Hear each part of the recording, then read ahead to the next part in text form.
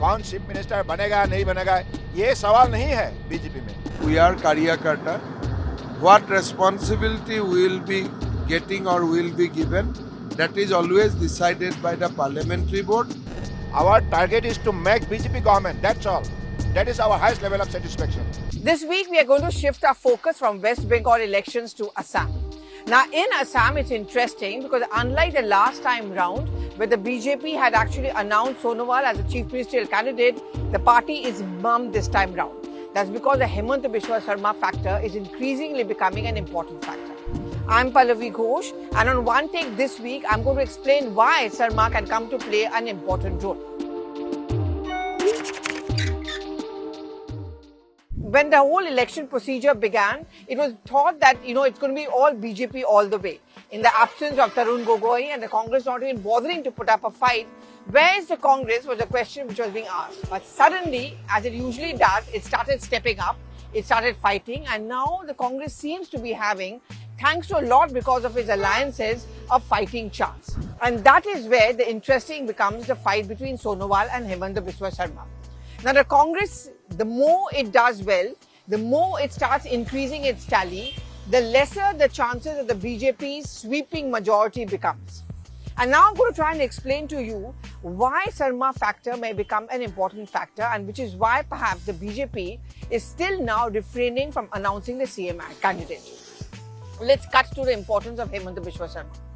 He became famous because he made Piddi, the pet dog of Rahul Gandhi, famous. The story goes, and something which has been narrated by Sarma himself, that when he was protesting the so-called dictatorial working style of the then Chief Minister of the state, Tarun Gogoi, he had sought an appointment with Rahul Gandhi. Rahul Gandhi, of course, met him, but in his sprawling lawns, he spent more time feeding biscuits to his pet dog, which is Piddi, rather than speaking to Hemanta Biswa Sarma.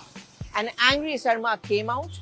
He was reached out by the BJP. He decides to join the BJP. And the first big win and a setback to Tarun Gogoi and the Congress party was that it was a BJP government which came to power in the state. After that, Sarma moved from one victory to another. He became the Chanakya for the BJP in the northeastern region. One state after another, the credit went to Sarma for actually establishing BJP on the map of those states where it was always asked, where is the BJP and who is the BJP? He also set up some kind of an alliance or a front for all these northeastern states where Sarma, with his manipulations, his astute political sense or the Chanakya Niti, ensured that the BJP was firmly placed. Another big victory for him was, of course, the overthrow of years of the left rule in Tripura and setting up a BJP government over there. And that's also one reason why the BJP has tasted blood, which is why they are keenly watching West Bengal. We are not going to talk about Bengal this week. I'm going to keep the focus going on Assam. And with this, Sarma's importance and stock rose within the BJP. He's always been a minister, whether it was in the Tarun Gogoi government or in the present government. Now, at a time when the COVID crisis hit state after state in the country, to the credit of Hemanta Biswa Sarma went to be largely fighting the COVID pandemic in the state because he was he is the health minister of the state. He also holds other key important ministries, but his political sense also has given him this ambition, and he is not very open about it because in a BJP, you cannot be very open about it, but it's there to see. His supporters think so. Many of the political observers think so, that Hemanta Biswa Sarma is a person who should actually be made the chief minister next time round, should the BJP come to power in the state. What is the best case scenario? Well, the best case scenario for Sarma is if the Congress party actually delivers, if it does well.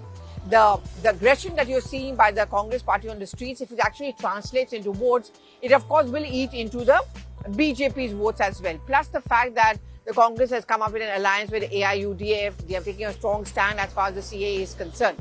The BJP too had made strategic alliances, but the calculation is that if the Congress party improves its tally, it would be at the cost of the BJP plus the allies. If the BJP still has a majority, but it's a thin majority, that's where Sarma will come to play an important role.